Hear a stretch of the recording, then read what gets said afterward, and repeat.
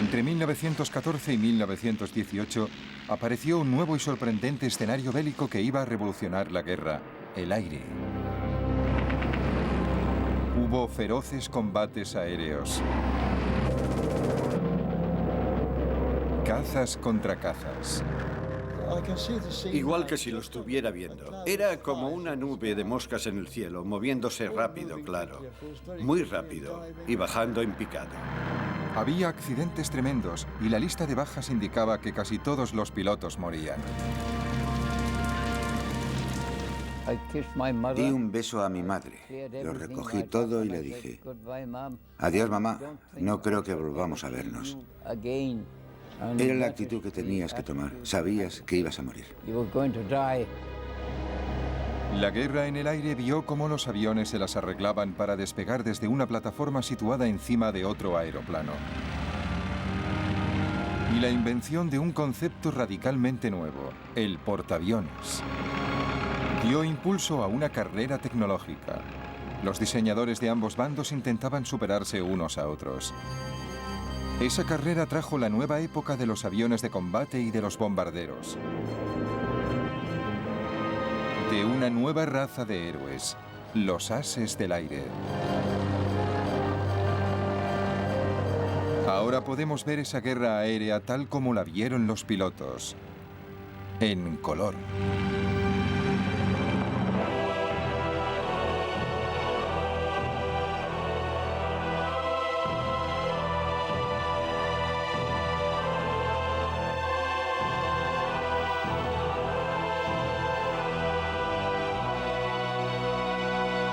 Primera Guerra Mundial en color. Sangre en el aire.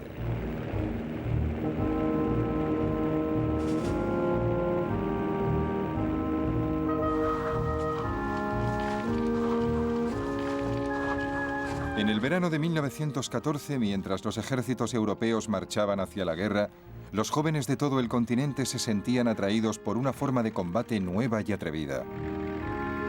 En Gran Bretaña hacían cola para alistarse en lo que se llamaba el Real Cuerpo de Aviación. La edad mínima para ser un piloto en ciernes era de 17 años. El escenario principal para esos pioneros adolescentes iba a ser el frente occidental, Francia, en cuanto lograran pasar de la oficina de reclutamiento. Hasta ese momento no se nos había ocurrido que nadie más hubiera pensado en alistarse en el Real Cuerpo de Aviación. Era idea nuestra, una idea brillante y original, y a nadie más podía habérsele ocurrido. ¿Cuál fue nuestra decepción al ver la larga cola de chicos que esperaban delante de nosotros? Todas nuestras esperanzas, y eran muchas, se esfumaron. ¿Y todos esos también quieren entrar? Parece que sí. Luego el silencio y poco a poco la cola que se iba acortando, y todos mirábamos nerviosos a la cara de los que salían, intentando leer en sus ojos: ¿le habrán aceptado? ¿Me aceptarán a mí? La aviación solo tenía 11 años de existencia cuando empezó la Primera Guerra Mundial. Imagínate, para un chico de 18 o 19 años, al ver esas máquinas, eran los Ferrari de la época, eran los Harrier de la época.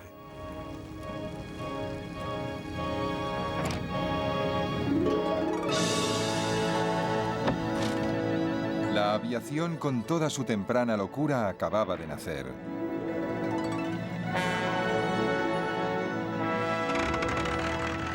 En 1903, los hermanos Wright realizaron el primer vuelo a motor con un Kitty Hawk en Carolina del Norte.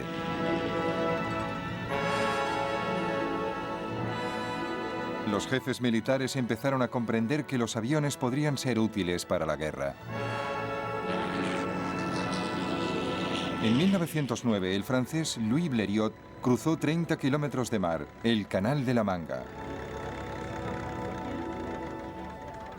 Cuando miraba hacia abajo veía el mundo como nadie lo había visto jamás. Y ese fue el propósito militar del avión, darle al comandante que estaba en tierra una visión general del campo de batalla. La idea de los reconocimientos aéreos apareció a mediados del siglo XIX con los globos de aire caliente. Y durante la mayor parte de la guerra se siguió usando a los globeros, como les llamaban los británicos, como vigías aéreos. Pero los globos aerostáticos eran un blanco fácil para los atacantes enemigos.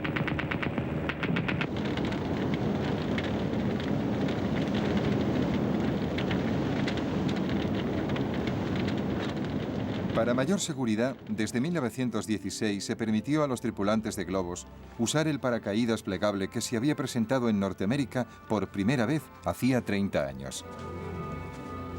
Durante la Primera Guerra Mundial, a los pilotos aliados no se les permitió llevar paracaídas porque sus comandantes creían que eso podía animarles a abandonar el avión innecesariamente. Los paracaidistas fueron la clave de una nueva forma de defensa aerostática. Cuando el globero localizaba un avión enemigo, saltaba rápidamente en paracaídas. Luego, la tripulación intentaba recoger el globo antes de que se incendiara. No era una solución muy satisfactoria y los aviones más pequeños y más rápidos terminarían siendo claves para reconocimientos aéreos y usarían cámaras fotográficas para espiar en territorio enemigo. Si retratas algo, ves cosas que un observador corriente no puede ver, porque te llevas la película a casa, la revelas, la amplías, creas una imagen muy detallada y miras. Puedes ver nidos de ametralladoras, puedes ver rutas, puedes ver puestos de mando. Además de tomar fotografías, los pilotos podían transmitir por radio lo que veían al control de tierra. La única manera que tenía el enemigo de evitar que la información se filtrara o que el piloto volviera a la base con sus valiosas fotografías era abatirle. Pero en esas primeras épocas era difícil. Uno de los mayores problemas iniciales para que las armas fueran eficaces contra los aviones, ya fueran bombas, ametralladoras o cualquier otra cosa, era la cuestión del peso. Eran aviones primitivos, muy ligeros, con motores muy poco potentes. Apenas podían cargar con el piloto. Los pilotos se enfrentaban con otro obstáculo a la hora de disparar. El propulsor delantero estorbaba. La primera solución llegó en abril de 1915 de la mano del piloto francés Roland Garros. Puso cuñas de acero en las hélices propulsoras, así las balas de las ametralladoras simplemente rebotaban. Claro, no es una solución ideal, sobre todo por el peso añadido de la armadura para resistir el fuego de la ametralladora, y también porque desviaba una de cada 10 balas, y algunas incluso podían rebotar y dar en tu propio avión. A pesar de los peligros, Roland Garros abatió 5 aviones alemanes en 2 semanas. Sus pilotos no sabían de dónde venía el fuego, pero entonces Roland Garros se vio obligado a aterrizar en territorio alemán. Los alemanes vieron inmediatamente por qué este avión tenía tanto éxito, y en realidad estamos hablando de un solo avión que había hecho estragos en las fuerzas aéreas alemanas de la época. Pero cuando vieron lo primitivo que era el sistema y cómo podían disparar a través de las aspas, entregaron la máquina a un diseñador holandés muy brillante, con mucho talento, Anthony Fokker. Fokker resolvió el problema y revolucionó el futuro de la guerra aérea, inventando un dispositivo que sincronizaba el fuego de la ametralladora con el movimiento del propulsor, de tal forma que las balas nunca daban en la hélice. Pronto, los pilotos alemanes perfeccionaban las tácticas que llevarían la masacre a los espacios aéreos. Vimos que era un avión alemán, y una vez colocado sobre nosotros, detrás del avión de en medio, se lanzó en picado como un halcón sobre una golondrina. Desde luego, di gracias de volver sano y salvo de esa misión. La aviación aliada estaba indefensa. En 1915 se produjo lo que se llamó el azote de los Fokker. La vida de un piloto aliado se contaba por días.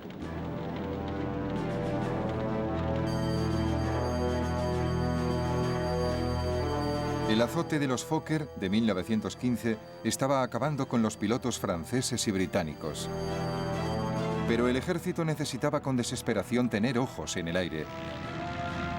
Cada día llegaban reemplazos a Francia recién salidos de la escuela de vuelo. Cuando llegué a Francia a pilotar un avión de combate, no había volado jamás con el tipo de avión que tenía que cruzar las líneas al día siguiente. Y mucho menos había recibido instrucciones. Algunos salían con apenas 5 horas de entrenamiento. Los 2 chicos con los que crucé el canal y estuve hablando en el barco habían muerto antes de que yo llegara a cruzar las líneas. Están matando a gente cada día. Mi mejor amigo estaba ahí una noche y al día siguiente, en la comida, ya no estaba. Era algo constante. Nunca tenías a nadie a tu lado. Nadie que se alegrara contigo. Nadie que se preocupara de ti si te herían. Estabas solo. Luchabas solo y morías solo. En algunos casos, los pilotos llegaban por la mañana como reemplazos y morían por la tarde sin tener tiempo ni de deshacer su petate. El comandante en jefe del Cuerpo de Aviación Real, Hugh Trenchard, ordenaba que se enviaran nuevos pilotos cada día para ocupar el lugar de los muertos a la hora de la cena. Si los pilotos no ven lugares vacíos alrededor, tienden a pensar menos en el destino de los amigos que se han ido para siempre. Están entretenidos invitando a beber a los recién llegados y haciéndoles sentir a gusto. 1915 fue un desastre continuo para los pilotos aliados. El azote de los Fokker duró 9 meses, y durante esos meses en el frente, la esperanza de vida media de un piloto británico era de solo 11 días. Esperabas que te mataran en cualquier momento. Nunca pensabas en la vida en absoluto. Solamente cumplías con tu deber. La moral estaba muy baja y se oían muchas protestas por lo inadecuado de nuestros propios aviones. Hugh Trenchard sabía que las bajas eran inevitables y que la guerra aérea, en lo que se refiere a los costes en vidas humanas, a las grandes pérdidas que había que sufrir antes de alcanzar la victoria, era igual que la guerra de trincheras. En el verano de 1916, los aliados habían recuperado el terreno en la carrera tecnológica. Sus aviones también contaban con ametralladoras delanteras y aparecieron nuevos modelos más rápidos, más ligeros y más ágiles. El Real Cuerpo de Aviación había doblado sus fuerzas de 12 a 27 escuadrones. El azote de los Fokker llegó a su fin. Para los aliados fue un alivio inmenso, porque entonces el cuerpo aéreo era más necesario que nunca.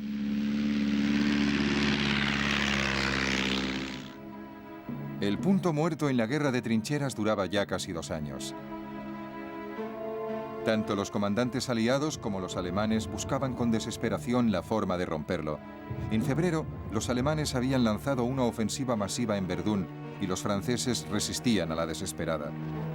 Para aliviar la presión, el ejército británico planeó su ataque al Somme en julio. Los reconocimientos aéreos eran vitales, no solo para localizar objetivos alemanes, sino también para guiar el fuego de la artillería. Los pilotos aliados se pusieron en acción con sus nuevos aviones mejorados. Algunos se hicieron muy populares, como por ejemplo Albert Ball. Albert Ball fue una inspiración para el Real Cuerpo de Aviación porque nada era demasiado peligroso para él y en cierto modo reflejaba la imagen que tenía Trenchard de lo que debía ser el Real Cuerpo de Aviación. Gente sin miedo al peligro, gente que siempre se lanzaba al ataque, aunque eso significara la muerte.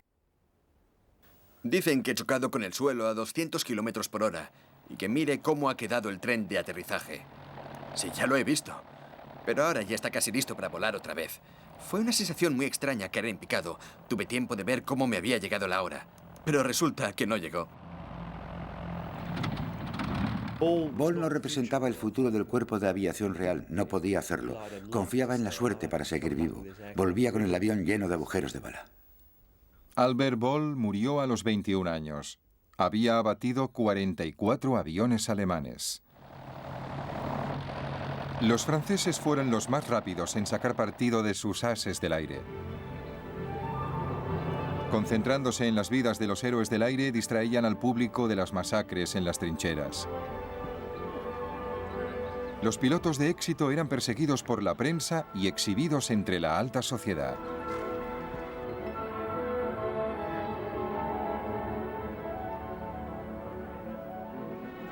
Los alemanes también se dieron prisa en ensalzar a sus ases del aire.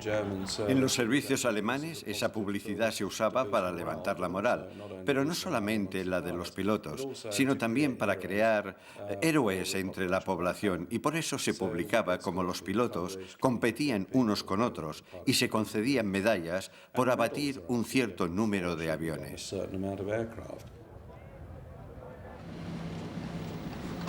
El as del aire alemán más popular era Manfred von Richthofen, el Barón Rojo. Richthofen abatió 80 aviones enemigos, más que cualquier otro piloto en la guerra. Soy un cazador. Cuando he abatido a un inglés, mi pasión por la caza queda satisfecha, por lo menos durante un cuarto de hora.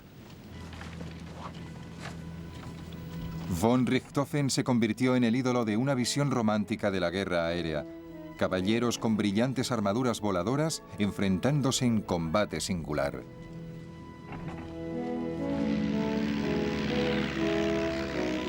Estar solo. Tener tu vida en tus manos. Usar tu habilidad en combate singular con el enemigo. Era como las justas de la Edad Media.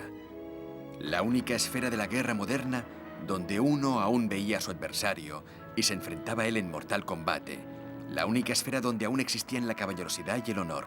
Si vencías, era por tu valentía y habilidad. Si eras derrotado, era porque habías encontrado a alguien mejor.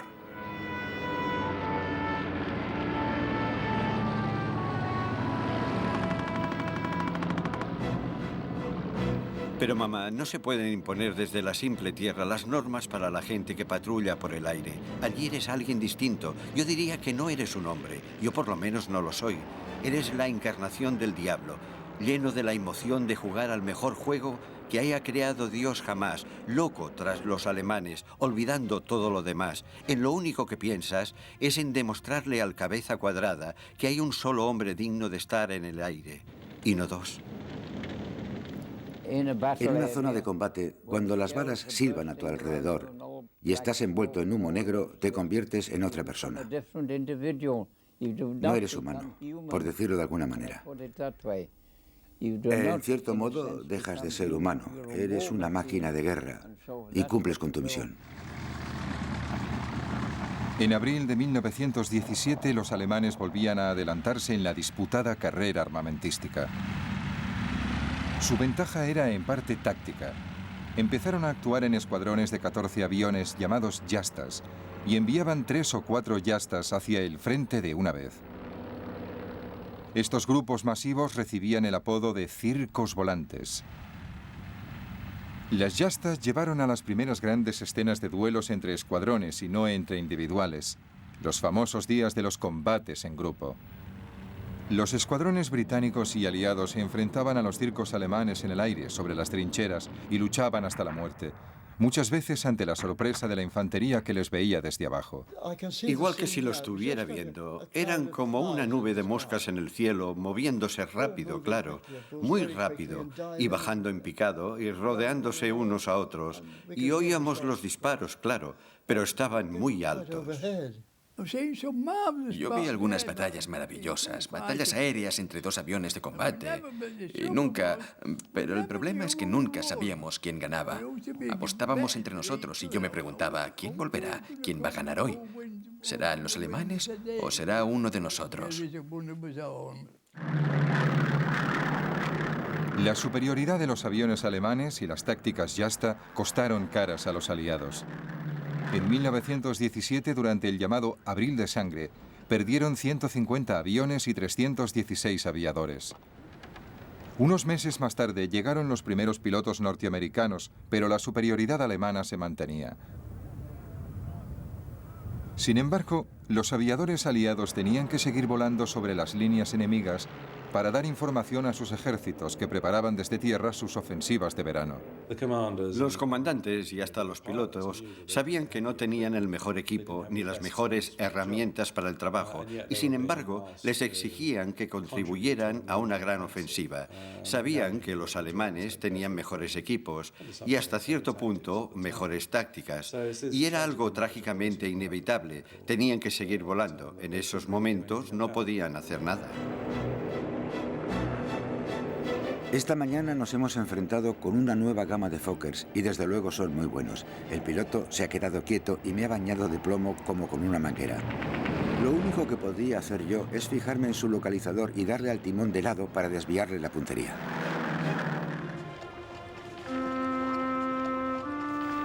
Pero aunque las bajas durante toda la guerra fueron muy altas, los pilotos británicos sabían que eran solo una pequeña fracción de las bajas en tierra, que iban subiendo. Y la vida de los pilotos, aunque muchas veces fuera corta, era muy cómoda comparada con la de los PDI, pobres desgraciados de infantería de las trincheras. Cuando volábamos a casi 5.000 metros, sentías como una gran exaltación, como si gritaras: «Soy el rey del castillo». Estabas ahí arriba y la guerra no te afectaba.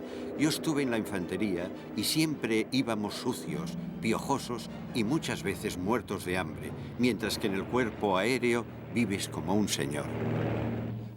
Cuando estaban en tierra, la vida de los pilotos era muy extraña porque se enfrentaban a la muerte cada día en el aire, pero luego volvían al campo de aviación y tenían un salón agradable, buena comida y una cama decente para dormir. Es una maravilla volver de la patrulla por las noches pensando que has terminado por hoy con el brillante crepúsculo por poniente y el levante oscuro y misterioso. Y aquí estoy completamente solo, disfrutando del estupendo sol de mayo y con una brisa fresca. Se está tan a gusto.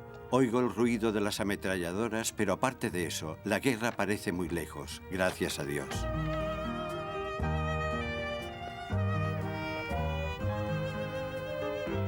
Hemos puesto un entoldado y comemos al aire libre, en un bosque. Se está mejor aquí cuando hace tanto calor como estos días.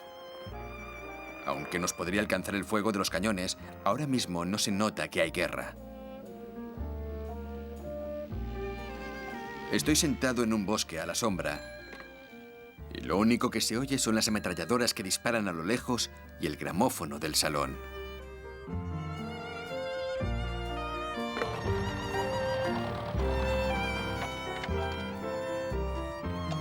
Vivimos bien. Hemos ido a Boulogne y nos hemos tomado un helado. Somos el único cuerpo en el frente que toma helado para cenar cada noche. En plena vida, estamos cerca de la muerte. Y tan cerca de la muerte también conseguimos pasarlo en grande. Cócteles del Bronx, brochetas de higadillos de pollo, champán, helado de fresa y coñac Napoleón.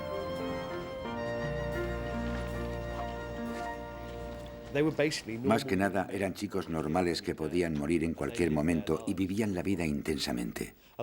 Muchos de ellos sufrían de los nervios a medida que pasaba el tiempo y veían que se acercaba la muerte. Este verano ha hecho un calor tremendo y teníamos que volar muchas horas. Todo eso afectaba a los nervios de los que tenían que volar. Recuerdo que mi compañero de cuarto pensaba lo mismo y los dos nos quedábamos despiertos a oscuras pensando en la patrulla del amanecer al día siguiente.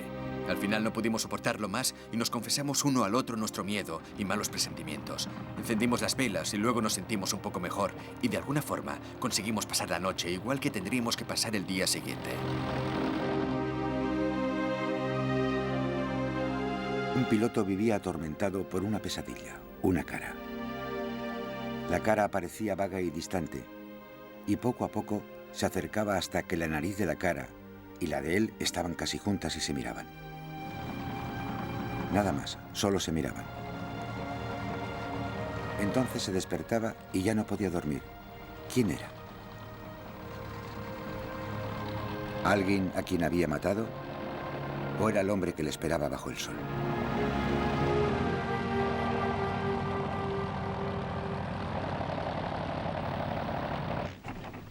Ni siquiera el varón rojo, que parecía invencible, era inmune a la muerte, aunque no le afectara el miedo.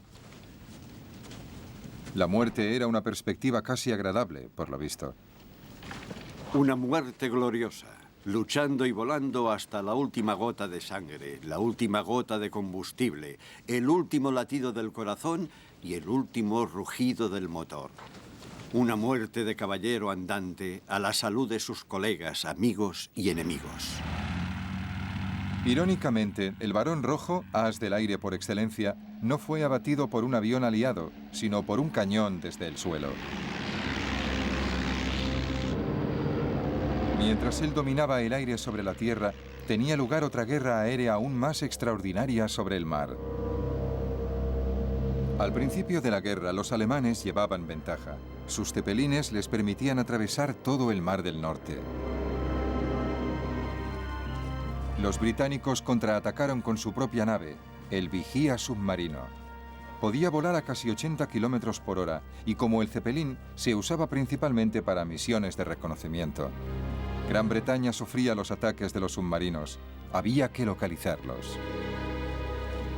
A principios de 1915 se pidieron voluntarios a la Marina para formar un nuevo cuerpo aeronaval.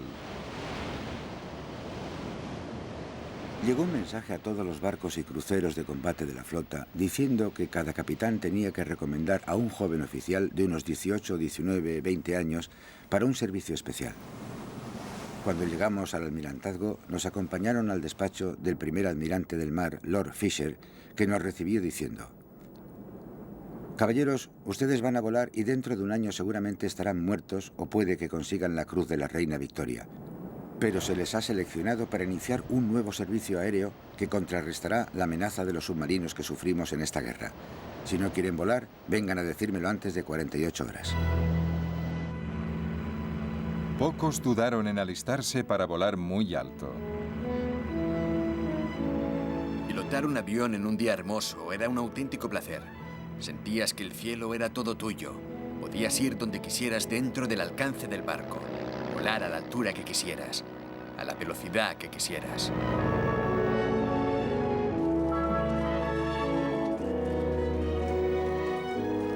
Los aviones británicos se hicieron cada vez más sofisticados. Además de localizar objetivos alemanes, también salían a bombardearlos, pero con una tecnología muy primitiva. Podíamos volar muchas horas, pero nuestra capacidad de llevar bombas era más bien reducida. Llevábamos bombas pequeñas que iban más o menos sueltas rodando por el suelo. Al fin las colgábamos de lado con trozos de cuerda y llevábamos navajas para cortar las cuerdas y soltar la bomba.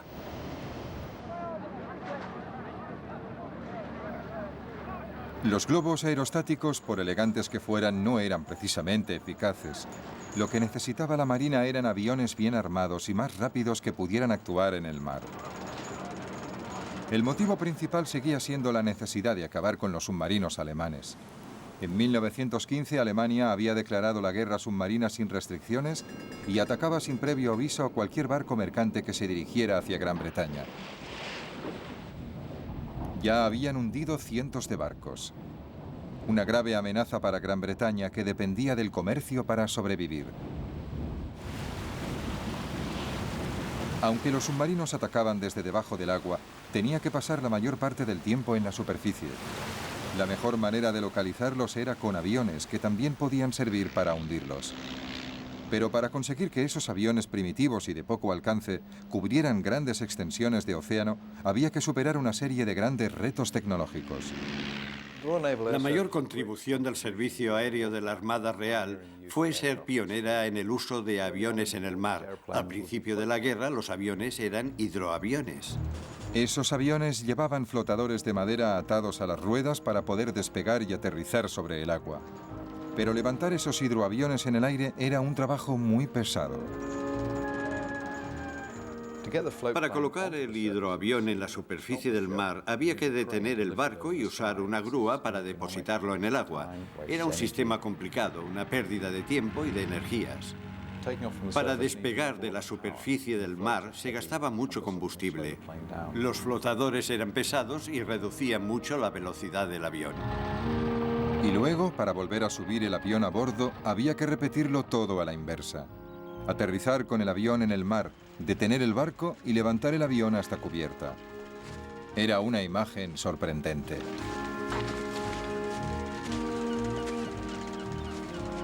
Los hidroaviones eran como aviones que iban de vacaciones a la costa y se habían puesto zuecos para no mojarse los pies. Cuando veían pasar alguno por encima, muchos decían: «Por ahí va con sus botazas».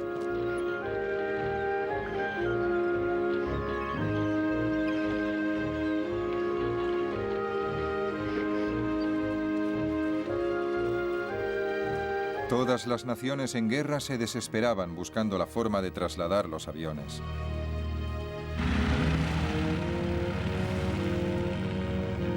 Esta era una primitiva versión rusa. La solución rusa era remolcar los aviones en el mar. Estaba muy bien cuando el mar estaba en calma, pero en caso de tormenta no servía. En cuanto a los alemanes, su flota casi nunca salía a mar abierto, así que los aviones de la Armada se lanzaban desde pasarelas. Pero volar era complicado para los pilotos de todos los países. Lo que más me preocupaba era marearme en el mar. No había estado nunca en un barco, solo alguna vez había salido a remar en barca en días muy tranquilos y creía que todo el mundo, menos los marineros muy expertos, se mareaba en cuanto había el más mínimo movimiento. Después de correr un buen rato, tirabas con todas tus fuerzas y con mucho esfuerzo y algo de suerte conseguías levantarte hasta 90 o 100 metros, aunque en una ocasión la hoja de ruta dice que llegamos a alcanzar los 360 metros.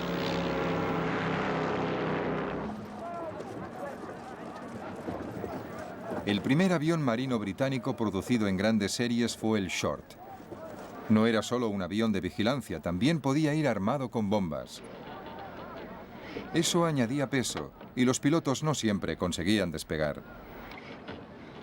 El mar estaba tan calmado como una balsa de aceite. ¿Pero os creéis que la máquina despegó? Y un pimiento. Estuve 20 minutos luchando sobre la superficie como un pato herido, hasta que el agua del radiador empezó a hervir y la carlinga se puso como una sauna. Esos aviones primitivos no podían despegar a no ser que el mar estuviera muy tranquilo. Solo podían despegar y ser repescados cuando el mar estaba absolutamente llano. Y claro, eso en el Mar del Norte pasa muy pocas veces.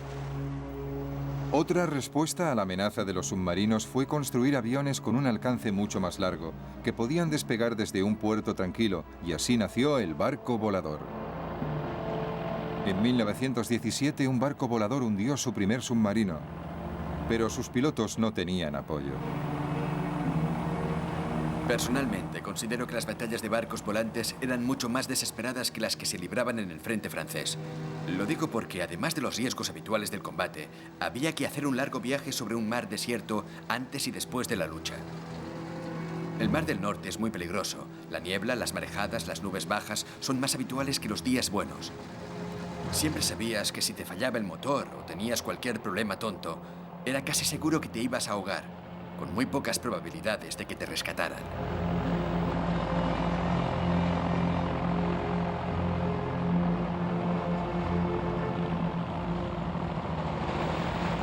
La mejor solución era construir aviones capaces de despegar y aterrizar en un barco. Entonces se iniciaron unos experimentos extraordinarios con los Sopwith Pup. Cuando el piloto tenía que despegar, se montaba rápidamente una plataforma con planchas desde la torreta hasta los cañones de popa. Con los cañones inclinados de cierta manera, la pendiente de la plataforma era suave y descendente. Así, el avión tenía un recorrido de 25 o 30 metros.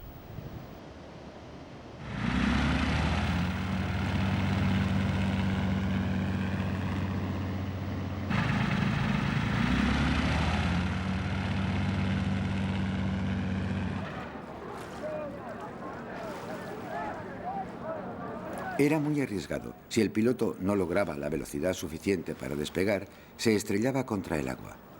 Pero aunque hubiera calculado bien, pasaría a menos de 1 metro de las olas. Era una operación más que arriesgada y me encantaba ver a esos pilotos. Les admiraba por su valor y por su habilidad.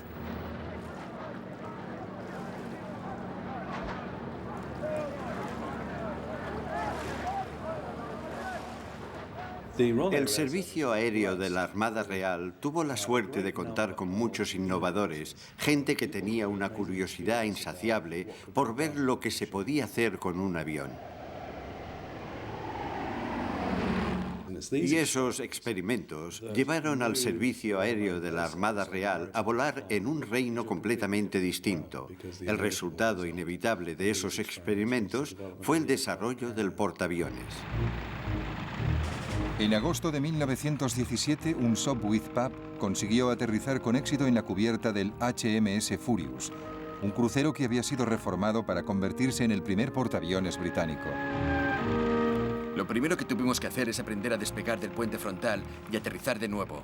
Recuerdo que el capitán decía, es lo mismo que si os pusierais una pistola en la cabeza. Tenéis que sincronizar la velocidad del barco con la velocidad del avión, y es muy difícil.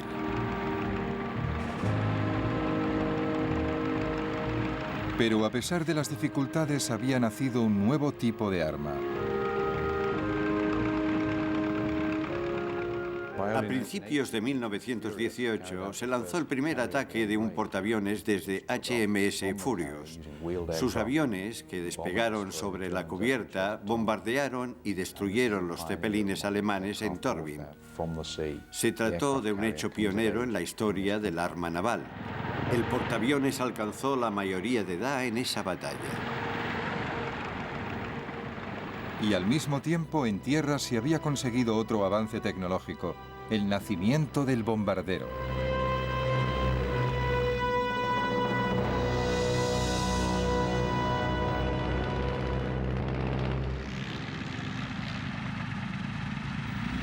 En el verano de 1917, los pilotos aliados en el frente occidental habían vuelto a ponerse a la altura de la tecnología alemana.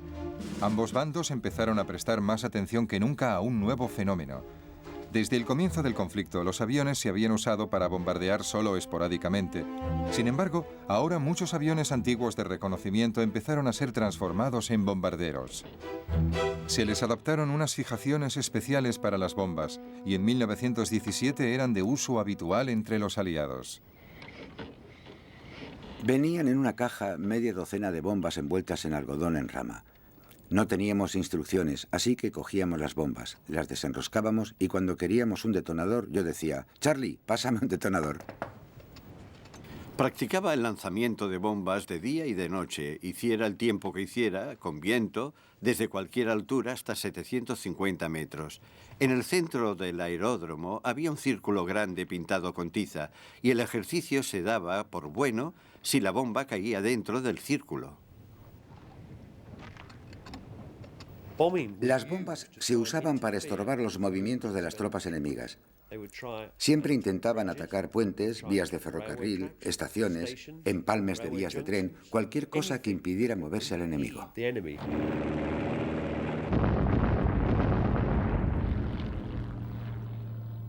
Los bombarderos volaban bajo para soltar su carga y el fuego antiaéreo era cada vez más intenso. Los británicos lo llamaban Archie.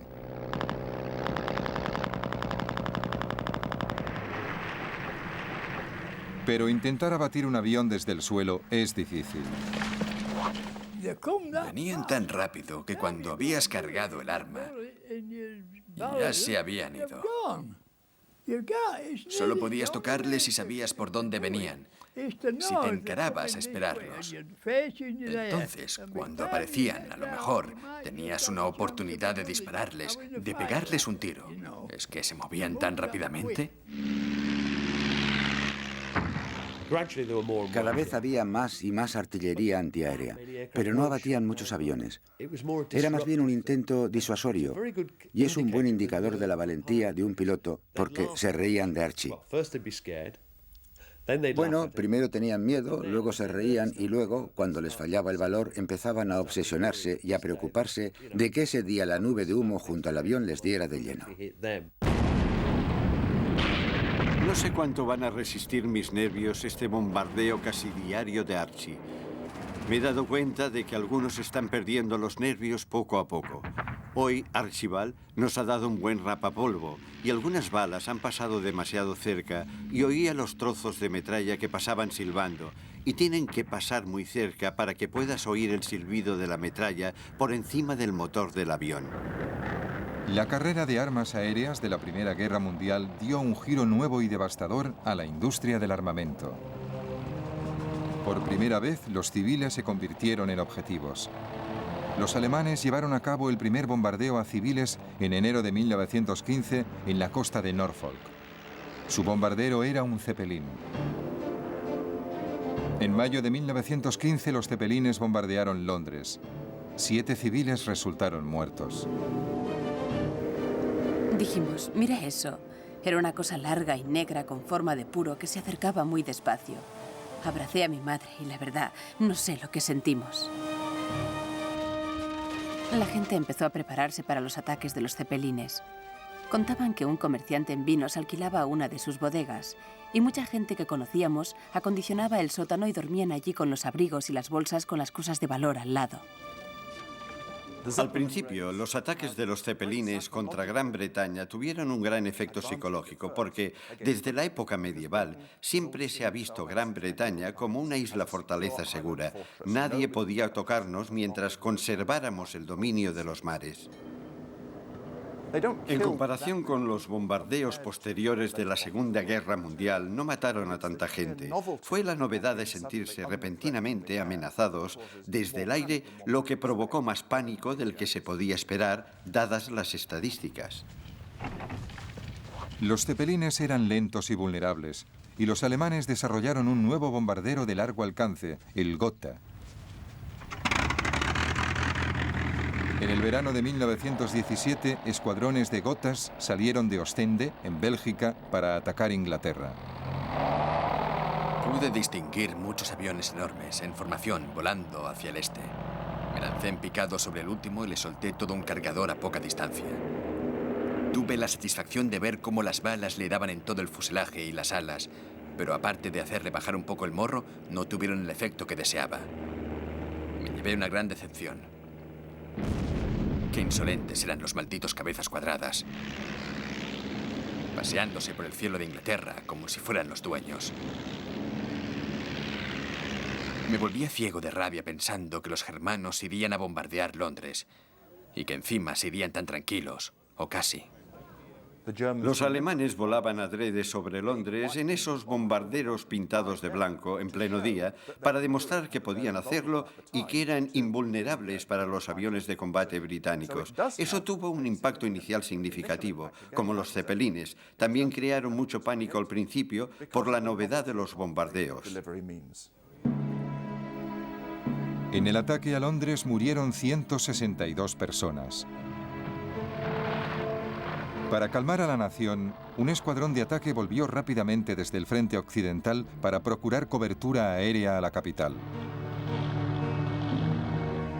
El general sudafricano Jan Smuts debía diseñar una nueva estrategia de defensa en el frente interno. Introdujo una serie de sistemas de aviso.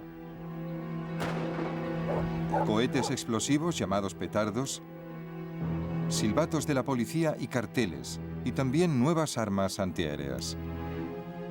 Las defensas resultaron eficaces, así que los alemanes pasaron a los ataques nocturnos. La pobre Mary es muy nerviosa, así que la escondimos en el pasillo del primer piso, en un lugar muy seguro, y luego Phyllis y yo nos escapamos a la ventana del tejado. Nunca había visto nada igual. El cielo parecía lleno de bombas.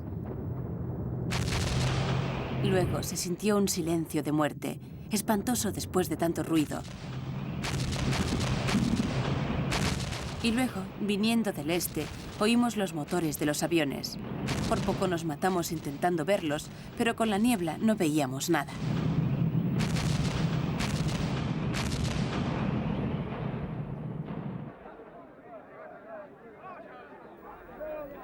Incluso por las noches, las defensas antiaéreas británicas resultaron tan eficaces que los alemanes terminaron abandonando los ataques con bombarderos. Los últimos Gothas llegaron en mayo de 1918.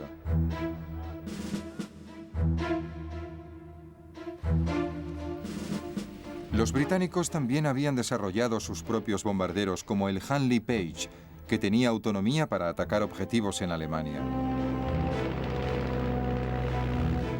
Estas nuevas máquinas voladoras llevaron la guerra a un nivel desconocido. En 1918 el general Smuts escribiría proféticamente: según las previsiones actuales, no hay límites a la escalada del futuro uso independiente de la aviación para la guerra. Y es posible que pronto llegue el día en que las misiones aéreas, con su capacidad de devastar tierras enemigas y destruir centros industriales y de población a gran escala, se conviertan en las principales misiones de una guerra.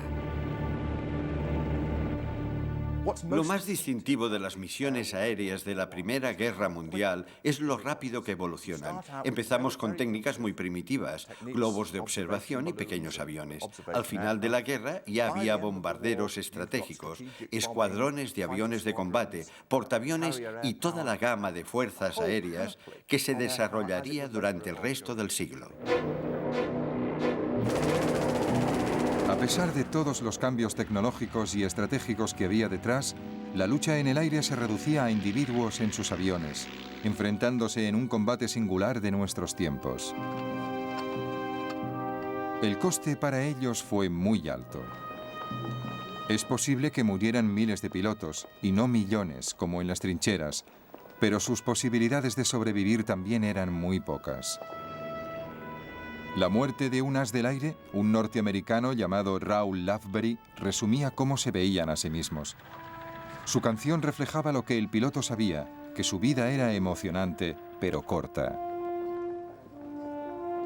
Bajo las vigas que resuenan, las paredes están desnudas. Se oyen los ecos de unas risas. Los muertos están ahí. Sostened firmes la copa. El mundo es una mentira. A la salud de los muertos y viva el próximo que muera.